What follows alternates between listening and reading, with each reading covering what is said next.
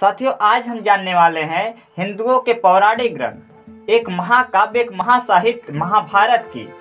और उसमें हम जानेंगे कैसे पंडितों और पुरोहितों ने, उस समय के इतिहासकारों ने शूद्रों के प्रति अपने घृण भाव को दिखाया है और किस तरह उनका अवहेलना, उनका अपमान किया है। साथियों, आज हम बात करने वाले हैं महाभारत के उस घटना का जो हमको हमारे पाठ्यक्रमों में शामिल करके पढ़ाया जाता है। आज हम बात करने जा रहे हैं हमारे बहुजन नायक एकलव्य जी के बारे में और जानेंगे उनके साथ क्या अपमान हुआ। उसके बाद एक और उनके जीवन का ही एक हम और कहानी जानेंगे जो बहुत ही हमारे लिए महत्वपूर्ण है, जिसमें हम ये जानेंगे कि कृष्ण ने किस तरह उनके साथ विश्वासघात करके एक शूद्र का वध किया, उनकी हत्या की।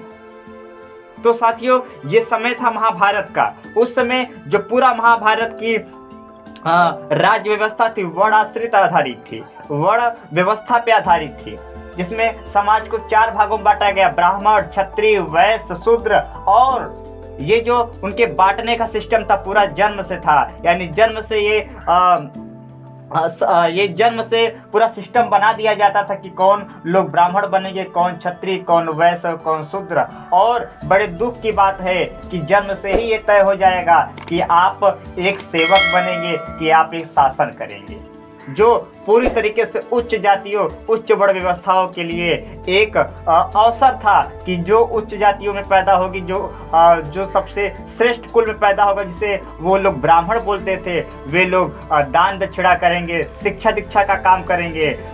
जो हमारे क्षत्रिय होंगे वे शासन व्यवस्था संभालेंगे, और जो वैश्य होंगे व्यापार करेंगे, और सबसे बड़ी दुख की बात है कि जो शूद्र होंगे वे इन तीनों की सेवा करेंगे। साथियों, कहा जाता है कि जब 5 पांडव जंगल में भ्रमण कर रहे थे, शिकार करने गए थे, उनके साथ उनका एक कुत्ता भी था। और साथियों, उनके उस समय के जो कुलगुरु थे द्रोणाचार्य थे, जो ब्राह्मण थे। साथियों, ऐसा कहा जाता है कि उनका कुत्ता उनके साथ से भटक गया, जो उनके साथ गया हुआ था शिकार में ही उनके साथ, पांडवों के साथ गया हुआ था, जिसमें अर्जुन थे, भीम थे, नकुल और सहदेव थे। तो जब कुत्ता जंगल की तरफ भाग गया तो वहाँ पे कुछ समय बाद देखते हैं कि कुत्ते की आवाज़ आना बंद हो जाता है। साहब, ऐसा कहा जाता है कि जब वो कुत्ता वापस उनके पास आया तो वे ये देखते हैं कि उस पूरे कुत्ते के मुंह में तीर पूरा भरा हुआ है, और तीर इस तरह भरा हुआ कि उसे एक खरोच तक नहीं था। साहब, पूरे मुंह में तीर, और तीर का एक भी खरोच उसके मुंह के अंदर नहीं था। ऐसी धनुर्विद्या, ऐसी कला देखकर द्रोणाचार्य उस समय आश्चर्यचकित हो गए। उन्होंने अपने शिष्यों को आज्ञा दी कि ऐसा कौन धनुर्धर, कौन ऐसा धनुष चलाने वाला वीर पैदा हो गया जो ऐसी कला को जानता है, जिसके बारे में हमको भी नहीं पता है। फिर जब 5 पांडव और उनके कुलगुरु ब्राह्मण गुरु द्रोणाचार्य पहुँचते हैं एक जंगल में, तो वहाँ एक देखते हैं कि एक कुटिया में एक बालक, एक व्यक्ति, एक जो शूद्र कहे जाते थे, एकलव्य जी वहाँ पे तपस्या कर रहे थे, गुरु साधना में लिप्त थे। साहब, जब वे वहाँ गए और इस पूरे वृत्तांत का, जो कुत्ते के साथ घटना हुई थी, इसका कारण जानने की कोशिश की, तो एकलव्य ने कहा कि मैं यहाँ पे साधना कर रहा था, तप कर रहा था, अपना प्रैक्टिस, अपना अभ्यास कर रहा था धनुर्विद्या का, और इसके आवाज़ से मुझे डिस्टर्बेंस हो रहा था, बाधा पहुँच रही थी, जिसके कारण मैंने इसके पूरे मुख में तीर डाल दिया। और ये आश्चर्य की बात थी कि उस तीर से इसका कोई नुकसान भी नहीं हुआ था। साहब, जब ये बात द्रोणाचार्य जी सुनते हैं तो आश्चर्यचकित हो जाते हैं और पूछ बैठते हैं कि बालक, बताओ तुम्हारा गुरु कौन है? ऐसी विद्या सिखाने के लिए कौन गुरु है? किसने तुम्हें ये निपुण विद्या सिखाई है? तो उस समय एकलव्य जी बोलते हैं कि मेरे कुलगुरु कोई और नहीं बल्कि आप है। ऐसा सुनकर द्रोणाचार्य बहुत आश्चर्यचकित होते हैं, बोलते हैं कि मैंने तुम्हें कभी सिखाया नहीं। तो एकलव्य बोलते हैं कि जब मैं आपके पास विद्या अर्जन के लिए गया था, विद्या अनुरोध करने के लिए गया था कि आपसे हमको भी धनुर्विद्या सिखाए, तो आपने मना कर दिया। क्यों मना कर दिया? क्योंकि मैं एक शूद्र जाति से था, मैं एक निषाद जाति से आता था, भील जाति से आता था, और आपके सामाजिक व्यवस्था के कारण वहाँ पे शूद्रों का ऐसा कोई विद्या अर्जन करना, विद्या ग्रहण करना एक पाप माना जाता है, धर्म के विरुद्ध माना जाता है, जिसके कारण आप जैसे कुल गुरु, आप जैसे विद्वान आदमी भी हमें शिक्षा देने से मना कर दिया, हमें धनुर्विद्या सिखाने से मना कर दिया। जब मैं वहाँ से वापस आया तो लेकिन मेरे मन में एक विश्वास था कि मैं इस विद्या को सीखूंगा, चाहे गुरु के साथ चाहे गुरु के बिना। फिर मैं आया, आपकी एक प्रतिमूर्ति बनाया, एक मिट्टी की मूर्ति बनाया और आपको ही अपने समक्ष मानकर कि आप इस मूर्ति में ही हैं, और मैंने अभ्यास करना सीखा। और आश्चर्य की बात थी कि वे खुद से ही अभ्यास करके ऐसे विद्या को सीख गए जिसको गुरु द्रोण भी उस विद्या को नहीं जानते थे। साहब, ऐसा कहा जाता है, जब ये बात सुने तो गुरु द्रोण खुशी भी हुए, लेकिन उनके लिए एक दुख की बात भी यह थी, क्योंकि वे उस समय ब्राह्मणी व्यवस्था में वे भी घिरे हुए थे। कहीं न कहीं उनके अंदर भी जातिवादी था, वर्ण व्यवस्था को भी समर्थक थे, नहीं तो वे इतने विद्वान, वे इसका विरोध करते और ऐसे होनहार स्टूडेंट, होनहार शिष्य को वे कभी शिक्षा ग्रहण करने के लिए मना नहीं करते। साहब, कहा जाता है कि जब वे इस बात को सुने तो उनको आभास हो गया कि ये लड़का, ये बालक, ये शिष्य कहीं न कहीं एक दिन दुनिया में अपने धनुर्विद्या के लिए जाना जाएगा। जब इसके पहले वे अर्जुन को वचन दे चुके थे कि तुम दुनिया के सर्वश्रेष्ठ धनुर्धर बनोगे। अब साहब, बात यही आई गई कि यहाँ पे जो सबसे बड़ा धनुर्धर कौन बनने वाला है, एकलव्य, जबकि द्रोणाचार्य ने किसको वचन दे चुके थे, वे दे चुके थे किसको, अर्जुन को। अब यहाँ पे उनके सामने धर्म संकट आया और उन्होंने चतुराई से एक योजना बनाई, और जो बिल्कुल ही इतिहास में एक घृणा के पात्र द्रोणाचार्य बने, और उनका सम्मान आज भी शूद्रों में उनका सम्मान बिल्कुल भी यही कारण है कि उनका नहीं होता, और ना करना भी चाहिए ऐसे गुरु को। गुरु का सम्मान जो जातिगत व्यवस्था, वर्ण व्यवस्था का समर्थक हो, जो मानवता को शर्मसार करने वाले को कृत्य करे। और उन्होंने अपने इसी धोखा से, अपने इसी कुटिल बुद्धि से एकलव्य के सामने प्रस्ताव रखे कि ठीक है, तुमने मुझे गुरु माना है तो मुझे कुछ गुरु दक्षिणा दो। और साहब, कहा जाता है कि वे उसी समय एकलव्य ने अपना दाहिना अंगुली काट कर द्रोणाचार्य को समर्पित कर दिए। साहब, ऐसा कहा जाता है कि उनको लगा था, द्रोणाचार्य खुश भी हुए कि चलो, जो मैंने वादा किया था अर्जुन से कि तुम दुनिया के सर्वश्रेष्ठ धनुर्धर बनोगे, साहब ये शायद पूरा हो जाएगा। लेकिन साहब, वही बात है कि सूर्य को उगने से कौन रोक सकता है, यही हुआ एकलव्य के साथ भी। अपने बहुत ही चतुरता और कुटिल्य बुद्धि से एक घृणित कार्य करते हुए द्रोणाचार्य ने उनसे उंगलियां मांग तो ली, लेकिन साहब, सूर्य को उगने से फिर वही बात है कि रोक कौन सकता है। और समय आगे बढ़ता है और समय आता है महाभारत के युद्ध क्षेत्र का। साहब, एक तरफ जहाँ कृष्ण होते हैं, ठीक है, आपने सुना कृष्ण, जिसे हिंदू धार्मिक ग्रंथों में, हिंदू साहित्यों में भगवान का दर्जा मिला है।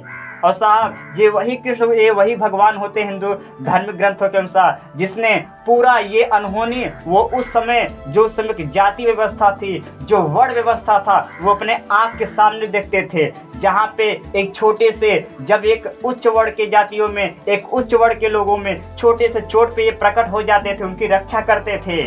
लेकिन साहब, वे इतना बड़ा अपमान होते हुए शूद्रों का वे देख रहे थे, क्योंकि वे भगवान किसके थे, आप समझ गए, वे जिसके भगवान थे उन्हीं की रक्षा कर रहे थे। शूद्रों के लिए वे उस वर्ण व्यवस्था के खिलाफ वे एक शब्द भी नहीं बोले।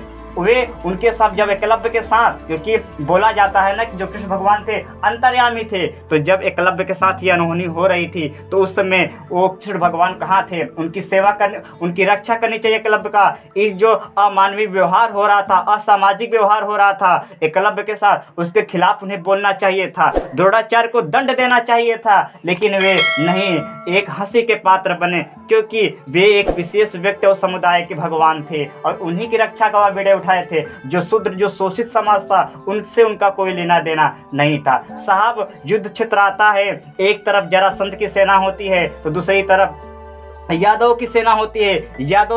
यादव की सेना की तरफ से पांडव लड़ रहे थे, भीम, अर्जुन, नकुल, सहदेव, और जरासंध, उस समय उनको असुरों की संज्ञा दी गई। उनकी तरफ से कौन लड़ रहा था, एकलव्य लड़ रहे थे और उनके बेटे लड़ रहे थे।